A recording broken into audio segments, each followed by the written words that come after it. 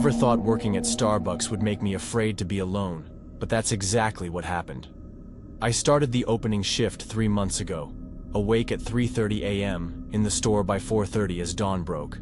The hum of the espresso machines and soft clicks of cups felt soothing. A few weeks in, I noticed a middle-aged man who came exactly at 5:15 every Tuesday and Thursday for a venti dark roast with room. He wore a navy jacket and a plain baseball cap pulled low. Regular habits didn't bother me until I felt watched.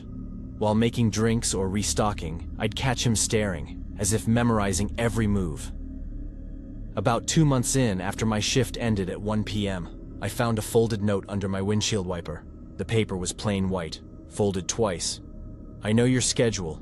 I know you get off at 1. I know you live alone on Westfield Drive." The handwriting was precise and neat, like he'd thought this through. My hands trembled so badly I dropped. My keys. I'd never shared my address. Name tags had only first names. I showed my manager, who contacted police. They took the note but said there was little to do without a suspect. The police suggested I vary my routes and stay vigilant. That night, I barely slept, double and triple checking doors and windows, moving my dresser in front of the bedroom door. The next Tuesday, I nearly called in sick but went to work.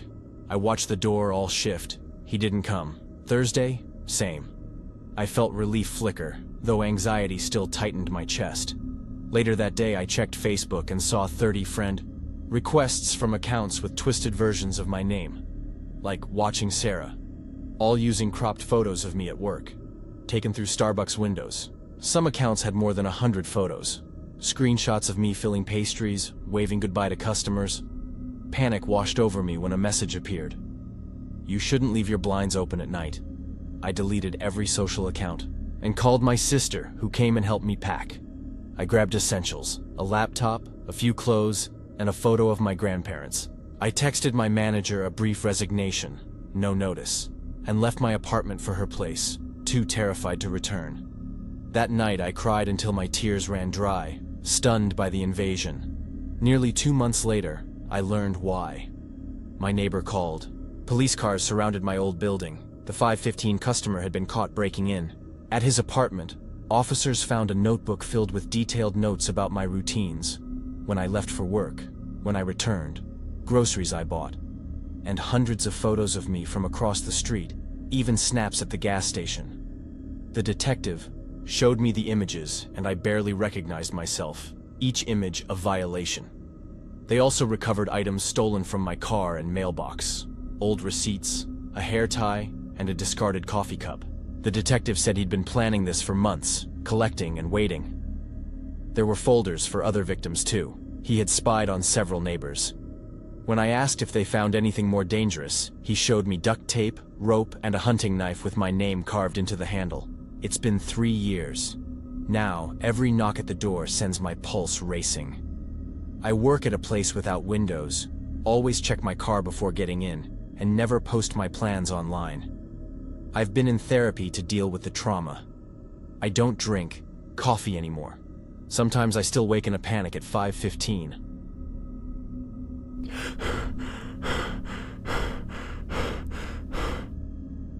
I never thought anything bad could happen at our Starbucks. It's in this small college town where nothing ever happens. I've been working there for about 2 years now. Most of our customers are students or professors from the nearby university. You get to know the regulars after a while. There was this one guy we all called Professor. He'd come in every afternoon around 3, order a pour-over coffee, and sit for hours typing on his laptop. He seemed nice enough, always smiling, leaving good tips, telling us we made the best coffee in town. He'd compliment the girls a lot, saying stuff like, "That color looks nice on you," or "Did you change your hair?" Little things that didn't seem weird at the time.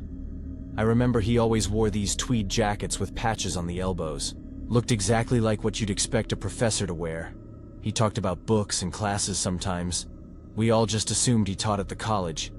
Things changed when Mackenzie got hired. She was this quiet girl, seemed kinda shy. On her 3rd day, I was showing her the register when Professor walked in. I swear her face went completely white, like she'd seen a ghost or something. She whispered, "I can't take his order," and asked to work in the back.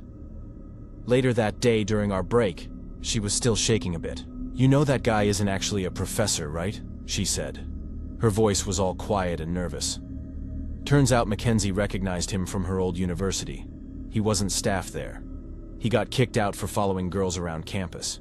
He would pretend to be in their classes, make up stories about being a professor, then start showing up wherever they went.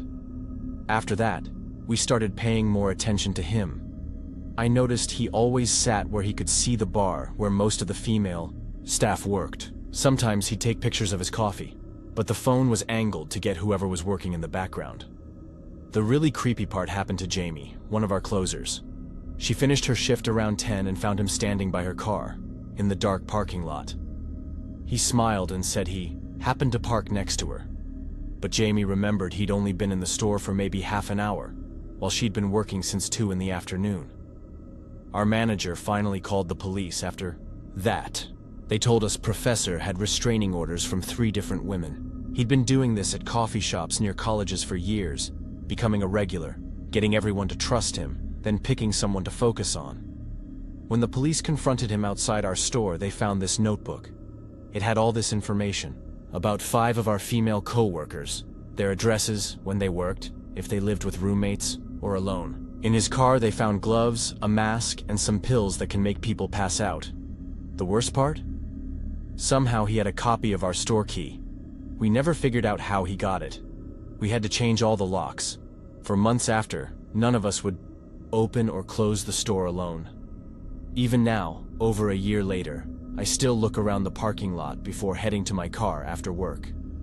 I check the faces of our regulars more carefully, and whenever someone new starts working with us, especially if they order pour-over coffee and stay for hours, I can't help but wonder. Sometimes the scariest people are the ones who seem the most normal.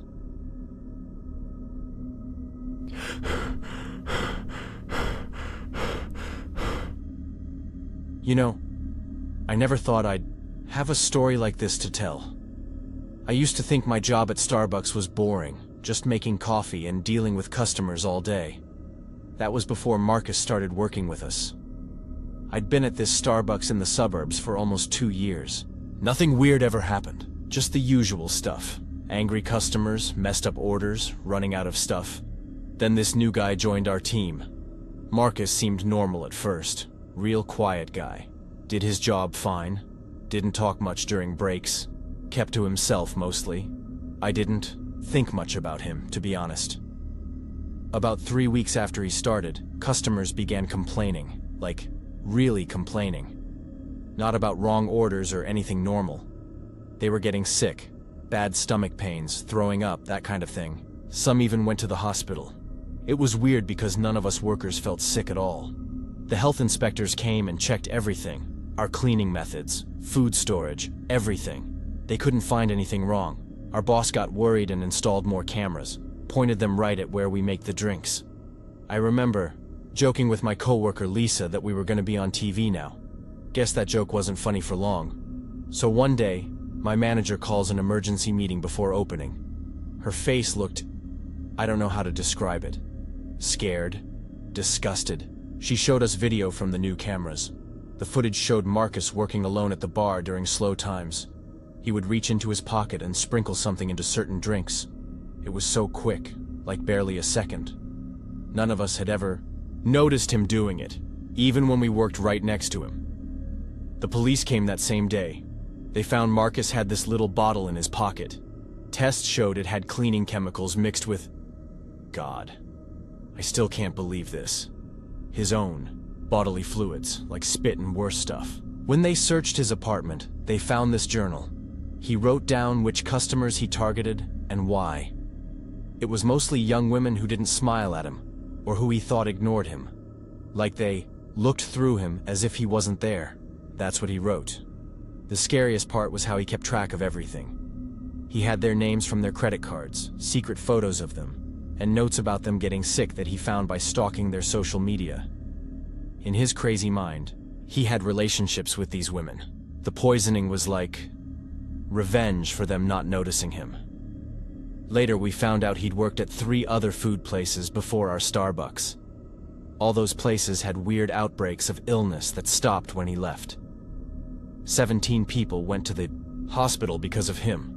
One customer with a weak immune system got permanent kidney damage. Our store stayed closed for weeks during the investigation. When we finally reopened, a lot of our regular customers never came back. I don't blame them. I still work there, but it feels different now. I can't stop thinking about how we all worked. With him every day, joked with him, shared breaks with him, while he was slowly poisoning people, and none of us noticed anything. Sometimes I wonder if I should have seen something. Some sign. But he just seemed like a quiet, normal guy. I double-check every drink I make now, and I can't help watching the new employees really closely. I know it's not fair to them, but how do you trust people the same way after something like that?